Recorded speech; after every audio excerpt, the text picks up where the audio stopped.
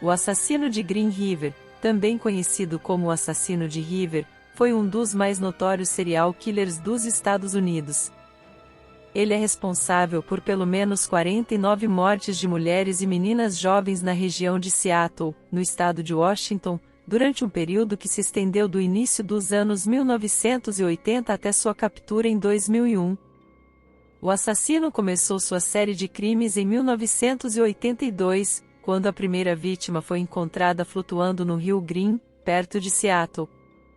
A maioria das vítimas eram prostitutas ou jovens que se prostituíam, e o assassino escolhia suas vítimas na área conhecida como Andy Strip, uma faixa de estrada na cidade de Seattle conhecida por ser um local popular para a prostituição. A polícia de Seattle começou a investigar os assassinatos e criou uma força-tarefa especial para lidar com o caso. Apesar dos esforços da polícia, o assassino continuou matando e deixando seus corpos ao longo do rio Green e em outras áreas remotas da região. Durante anos, a polícia vasculhou pistas e suspeitos em potencial, mas a maioria das investigações não levou a nada. Eventualmente, a polícia começou a usar uma nova técnica de investigação chamada perfil criminal, que ajudou a identificar as características do assassino. Finalmente, em 2001, a polícia prendeu Gary Leon Ridvay, um caminhoneiro de 52 anos que havia sido anteriormente questionado como um suspeito em potencial. Ridvay foi preso graças a uma coincidência aparentemente insignificante. Uma amostra de DNA que ele havia dado à polícia anos antes coincidiu com evidências encontradas em um dos corpos das vítimas. Ridvay confessou ter assassinado pelo menos 49 mulheres e meninas jovens, mas as autoridades acreditam que o número real de vítimas pode ser ainda maior. Ele foi condenado por 48 assassinatos e sentenciado à prisão perpétua sem possibilidade de liberdade condicional. O caso do assassino de Green River é um dos mais notórios na história dos Estados Unidos, e a captura e condenação de Ridvay foram amplamente elogiadas como um exemplo da perseverança da polícia em casos difíceis e como uma demonstração da eficácia da tecnologia forense moderna. Meus pais compraram a nossa casa familiar em maio de 1979 em Calgary, no Canadá. Nós nos mudamos logo no meu quarto aniversário. Eles precisavam de alguns trabalhos no quintal, então encontraram um faz-tudo que morava no final do quarteirão do outro lado da rua. Foi praticamente perfeito, ele os ajudou a fazer um pouco de paisagismo e até construiu uma cerca para nossa casa. Na época, ele tinha 3 filhas, a primeira que conheci era a filha do meio, que tinha a mesma idade que eu. Seu nome era Michelle e nos tornamos amigos rapidamente. Durante todo o verão de 1979, Michelle e eu costumávamos andar de bicicleta juntos pelo quarteirão enquanto nossos pais, que também se tornaram amigos íntimos, sentavam no quintal e tomavam algumas cervejas geladas. Na esquina do quarteirão, do outro lado da rua da casa de Michelle, havia uma pequena loja. Havia uma caixa de correio na frente perto da calçada. Deve ter sido em agosto ou algo assim, quando Michelle e eu estávamos andando de bicicleta pelo quarteirão, como sempre fazíamos, quando notei um homem parado em frente à loja da esquina, ao lado da caixa de correio. Enquanto passávamos por ele, ele sempre oferecia um pacote de guloseimas de goma de vinho.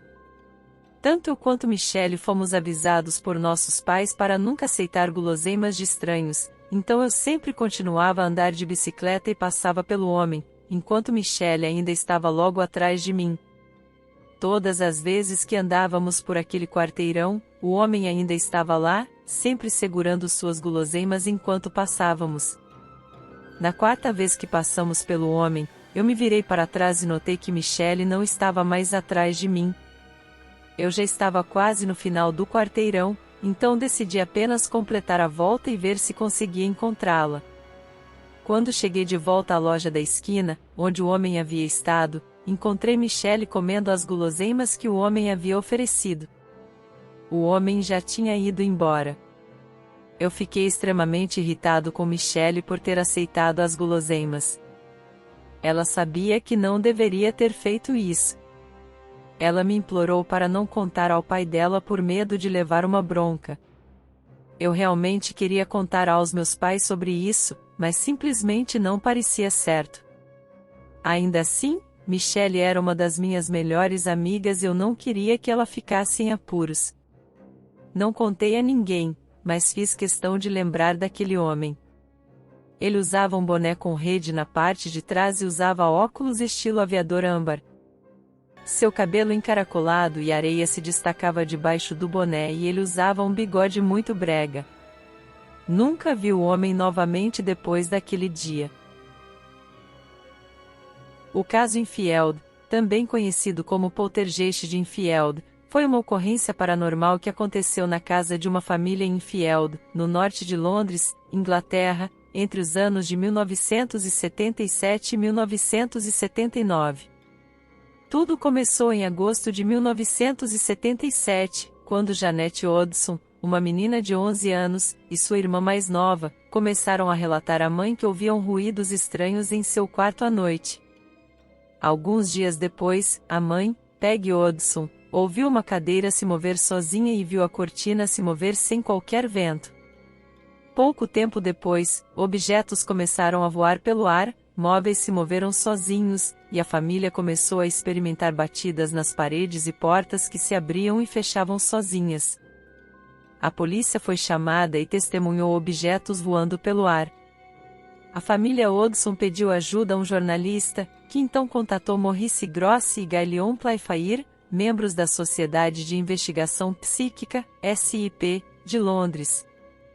Grossi e Playfair passaram várias semanas na casa da família, observando e documentando os fenômenos sobrenaturais que ocorriam ali. Durante sua investigação, eles testemunharam a ocorrência de diversos fenômenos inexplicáveis, como a levitação de Janet Hodgson, objetos se movendo sozinhos, batidas nas paredes e portas, vozes de origem desconhecida e até mesmo a aparição de uma figura humana, que Janet afirmou ser o fantasma do falecido locatário anterior da casa. A investigação atraiu a atenção da mídia e da comunidade paranormal, e o caso Enfield tornou-se um dos mais famosos da história dos fenômenos sobrenaturais. No entanto, muitos céticos e críticos afirmam que tudo não passou de uma farsa ou fraude da família Hodgson.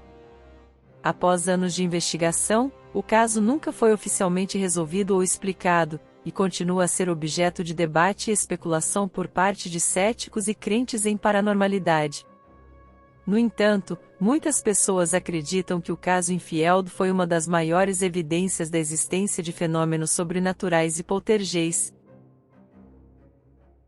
O caso da morte de Elisa Esquerdo foi um dos casos de abuso infantil e homicídio mais chocantes da cidade de Nova York nos anos 90. Elisa Esquerdo era uma menina de 6 anos de idade que vivia com a mãe, a Vilda Lopes, no Brooklyn.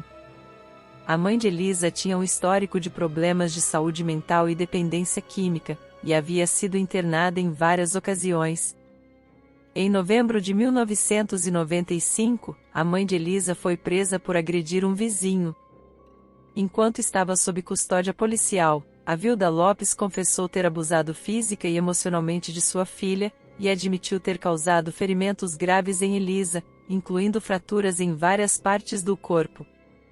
Elisa foi hospitalizada em estado crítico e entrou em coma. Ela morreu alguns dias depois devido aos ferimentos causados por sua mãe. O caso de Elisa chamou a atenção do público e da mídia, e muitas pessoas ficaram indignadas com a negligência das autoridades que permitiram que a mãe abusiva tivesse a guarda da filha. O caso levou a mudanças significativas na legislação de proteção infantil em Nova York, incluindo a aprovação da Lei de Elisa Esquerdo em 1996, que tornou mais fácil para as autoridades removerem crianças de lares abusivos. A Vilda Lopes foi condenada pelo assassinato de sua filha e sentenciada à prisão perpétua sem possibilidade de liberdade condicional. A morte de Elisa Esquerdo permanece como um triste lembrete da importância de proteger as crianças contra abuso e negligência. Em maio de 2007, a família Máquica estava passando férias na Praia da Luz, em Portugal. Kate e Gary McCann estavam lá com seus 3 filhos, Madeleine, de 3 anos, e seus irmãos gêmeos mais novos. Na noite de 3 de maio, Kate e Gary deixaram as crianças sozinhas no apartamento enquanto iam jantar com amigos em um restaurante nas proximidades.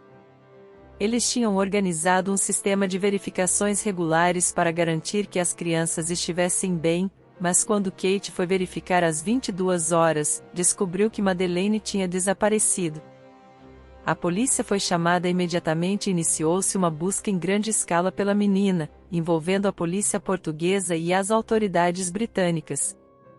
Nos dias seguintes, a história do desaparecimento de Madeleine ganhou grande atenção da mídia internacional e a investigação foi ampliada.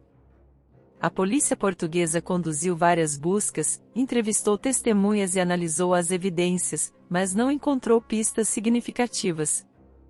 A família McCann apelou publicamente por ajuda e a investigação atraiu a atenção de muitas pessoas em todo o mundo, incluindo celebridades e políticos.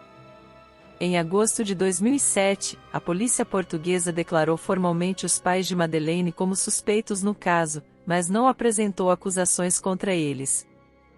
A investigação continuou e, em 2008, um suspeito foi identificado pela polícia portuguesa. Ele foi descrito como um pedófilo alemão que estava no Algarve no momento do desaparecimento de Madeleine. No entanto, não foram encontradas evidências suficientes para acusá-lo formalmente. A investigação continuou por vários anos, com a polícia portuguesa recebendo críticas por sua gestão do caso. Em 2011, a investigação foi reaberta pela polícia portuguesa, mas foi arquivada novamente em 2013 por falta de evidências. Em 2017, a polícia britânica recebeu novas informações e começou uma investigação separada, que continua em andamento. Em 2018, os pais de Madeleine publicaram um livro sobre o caso e continuam a fazer apelos públicos por informações que possam ajudar a encontrar sua filha. Em resumo, o caso de Madeleine McCann é um dos mais notórios casos de desaparecimento de crianças dos últimos anos, e apesar dos esforços de várias autoridades e investigadores, continua a ser um mistério. A família McCann continua a buscar respostas e a esperança de que Madeleine possa ser encontrada. E aí galera, eu queria muito agradecer por ter assistido. Se você chegou até aqui e gostaram do vídeo, sinta-se à vontade para deixar seu feedback nos comentários. Curta, compartilhe e inscreva-se se você gosta desse tipo de história. Se você tem uma história pessoal que você gostaria de enviar, mande pelo e-mail na descrição do vídeo. Muito obrigado pessoal por ter assistido e espero que vocês tenham uma ótima vida.